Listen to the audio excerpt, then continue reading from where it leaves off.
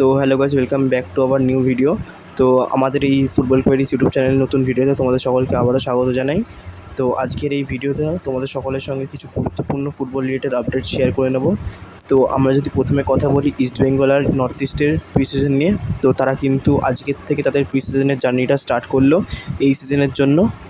East Bengal কিন্তু বলতে গেলে তারা কিন্তু ভিওয়াইবিকে স্টেডিয়ামে কিন্তু যেখানে প্র্যাকটিস গ্রাউন্ডটা রয়েছে সেই স্টেডিয়ামে কিন্তু তাদের প্রি সিজন স্টার্ট করে নিয়েছে।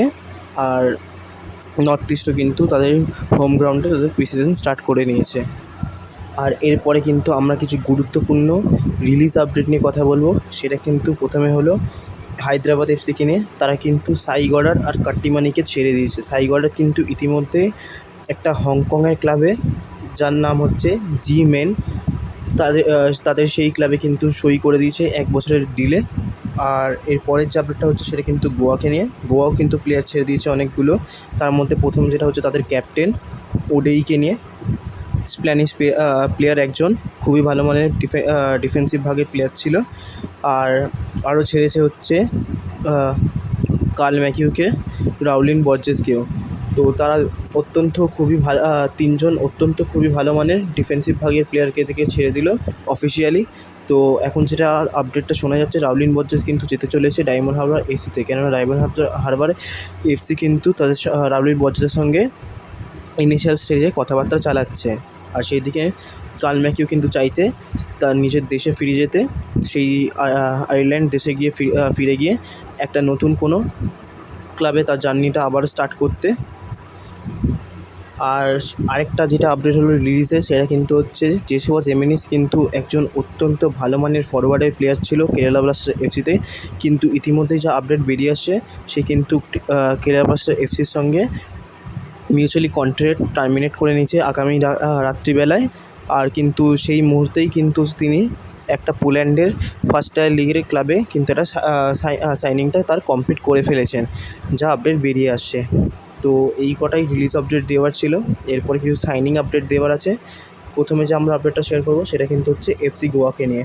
তো এফসি গোয়া কিন্তু চাইছে পল মর্নিও বলে একজন স্প্যানিশ প্লেয়ারকে, যার কিন্তু এখন বয়স হচ্ছে 31 বছর। তার কিন্তু পজিশন হচ্ছে অ্যাকচুয়ালি সেন্টার ব্যাক।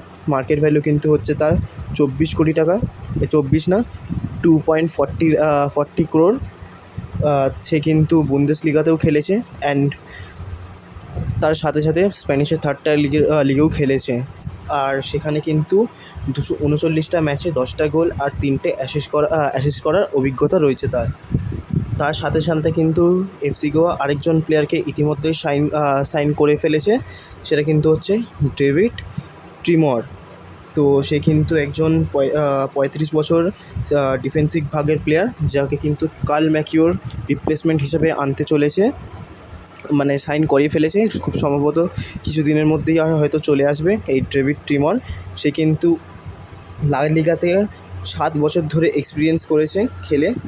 সে কিন্তু লা লিগাতে 143টা ম্যাচে 8টা গোল 7টা অ্যাসিস্ট করেছে, এবং লা লিগা 2তে কিন্তু 261টা ম্যাচে 13টা অ্যাসিস্ট আর 16টা গোল করেছে। পজিশন কিন্তু তার হচ্ছে মেনলি ডিফেন্সিভ মিডফিল্ড। এছাড়াও কিন্তু তিনি সেন্টার ব্যাক পজিশনে আর অ্যাটাকিং মিডিয়া পজিশনেও কিন্তু খেলতে পারে। তার বয়সটা কিন্তু হচ্ছে এখন 35, কিন্তু খুব শীঘ্রই তার জন্মদিন আসতে চলেছে এবং তিনি কিন্তু 36 হয়ে যেতে চলেছেন। যেহেতু তার এজটা এখন ম্যাটার হয়ে গেছে একটা খুবই।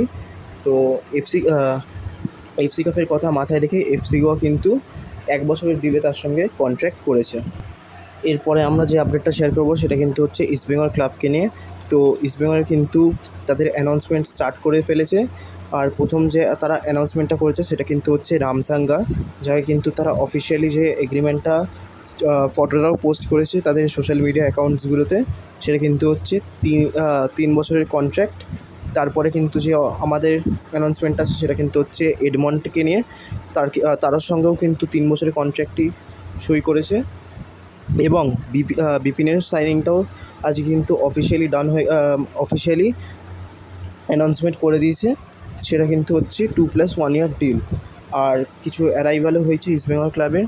বলতে গেলে পুরো অর্ধেক টিমই চলে এসেছে ইন্ডিয়ান ভাগের পার্টটা, মানে যেখানে জিকসান রয়েছে, বিপিনও চলে এসছে, এডমন্ড চলে এসছে, রামসাঙ্গা চলে এসছে, মাহেশ চলে এসছে, বিষ্ণু চলে এসছে, রাকিব চলে এসছে, লালচুংনুঙ্গাও চলে এসছে। আর বাদবাকি যারা বেঁচে রয়েছে তারাও কিন্তু খুব সম্ভবত চলে আসছে। আর Dimi, Saul Crespo, Miguel, Rashid কিন্তু প্রায় সম্ভবত 18 জুলাই বা ডিমি, রাশিদ আর সাউল ক্রেসপো 18 জুলাই চলে আসলেও মিগুয়েল কিন্তু তার দু তিন দিন পরে বা একদিন পরেই হয়তো সম্ভবত চলে আসবে। এরপরের যে আমরা আপডেটটা শেয়ার করবো সেটা কিন্তু হচ্ছে কেভিন সিবলেকে নিয়ে। সে কিন্তু 26 বছরের বয়সী একজন সেন্টার ব্যাক পজিশনের প্লেয়ার। তবে কিন্তু আমরা সবাই জানি যে আগের বছর এমবিএসসি মানে মোহনবাগান সুপার জায়ান্টও কিন্তু টার্গেট করেছিল। আর তার কিন্তু এখন যা শোনা যাচ্ছে সে যে থার্ড টায়ার লিগের ক্লাবের সঙ্গে যুক্ত ছিল স্প্যানিশের, সেখানে কিন্তু তার কন্ট্রাক্ট শেষ হয়ে এসছে, মানে শেষ হয়েই গেছে বলা যায়। আর তাকে কিন্তু খুব সম্ভবত ইস্টবেঙ্গল সাইন করিয়ে ফেলেছে যা শোনা যাচ্ছে, এখন অবধি যা আপডেট বেরিয়ে আসছে। তো অফিসিয়ালি যখন কিছু আপডেট বেরিয়ে আসবে তখন তোমাদের সঙ্গে এই ডিলের ব্যাপারটা নিয়ে শেয়ার করে নেব। আর সেই ক্লাব থেকে কিন্তু আমরা সবাই জানি যে একজন সহকারী কোচ কিন্তু ইস্টবেঙ্গলে আসতে চলেছে। তো দেখা যাক এই ডিলটা কতটা দূর অবধি যেতে পারে, মানে কতদিন অবধি থাকতে পারে অফিসিয়াল আপডেটটা আসা অবধি। আর এরপরে আমরা যে আপডেটটা নিয়ে কথা বলবো সেটা কিন্তু হচ্ছে অঙ্কিত মুখার্জিকে নিয়ে। তার সঙ্গে কিন্তু চেন্নাইন এফসি কিন্তু 1 ইয়ার এক্সটেনশন করে নিয়েছে। তো এবার দেখা যাক এই রাইট ব্যাক পজিশনের প্লেয়ার আরও কতটা গুরুত্বপূর্ণ রোল প্লে করতে পারে রাইট ব্যাকের পজিশনে এই চেন্নাইন এফসির জন্য। আর লাস্ট যে আপডেটটা আমরা শেয়ার করবো সেটা কিন্তু হচ্ছে আইএসএলকে নিয়ে, যেটা এখনো অবধি আপডেট যা বেরিয়ে আসছে আইএসএল কিন্তু হতে চলেছে। এবং যা শোনা যাচ্ছে আইএসএল কিন্তু হবেই, সেপ্টেম্বরের দিকে না হলেও অক্টোবর বা নভেম্বরের দিকে, খুব বেশি কিছু হলে ডিসেম্বরে হতে চলেছে। আর যদি কিছু এরকম সম্ভাবনা বেরিয়ে আসে বা রায় যদি বেরিয়ে আসে যে আইএসএল হবে না, সেই আপডেটটাও কিন্তু আমরা তোমাদের সঙ্গে শেয়ার করে নেব পরবর্তীকালে ভিডিওতে, যদি আপডেটটা চলে আসে। তো এই ভিডিওতে এই কটাই ছোটো ছোটো আপডেট শেয়ার করার ছিল তোমাদের সঙ্গে। তো যদি ভিডিওটা ভালো লেগে থাকে তাহলে একটা করে লাইক, কমেন্ট, আর যদি চ্যানেলে নতুন হয়ে থাকো তাহলে কিন্তু অবশ্যই সাবস্ক্রাইব করে পাশে বেল আইকনটাকেও টিপে নিও, যাতে আমি যখনই কোনো ভিডিও পোস্ট করব তাতে সবার আগে যেন তোমরাই আপডেটটা পেয়ে যাও। তো চলো আবারও দেখা হচ্ছে পরবর্তীকালে ভিডিওতে।